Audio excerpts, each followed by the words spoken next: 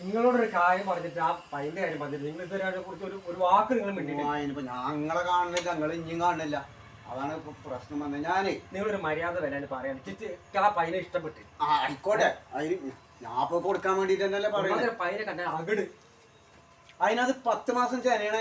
ആ 10 മാസം കണ്ടില്ല ആ പയ്യന്റെ ഭംഗി കണ്ടില്ലേ? ആ അതാണ്. അപ്പൊ ഒരുപാട് ആൾക്കാർ എന്നോട് ചോദിച്ചു, പക്ഷെ ഞാൻ കൊടുക്കണില്ല എന്നോട്. പക്ഷെ നിങ്ങളെ ആ ഒരു ആവേശം ഇൻട്രസ്റ്റ് കണ്ടപ്പോഴേ അതിപ്പോ ആയിക്കോട്ടെ എന്ന് വിചാരിച്ചതാണ്. അപ്പൊ ഞാന് അതിന് പ്രത്യേകിച്ചൊന്നുമില്ല. ഞാൻ നിങ്ങളോട് 40,000 റുപ്യ പറഞ്ഞ 10 മാസം ചെനയാണ്. എന്തിനാ അഡ്ജസ്റ്റ് ചെയ്യുന്നത്? 10 മാസം ചെനയാണ്. അപ്പൊ ദിവസങ്ങളുടെ ഉള്ളിൽ അത് പ്രസവിക്കും. 10 മാസം ചെനയാണ്. പിന്നെ ഞങ്ങളോട് അതിന് പറഞ്ഞിരിക്കണത് 40,000 റുപ്യ.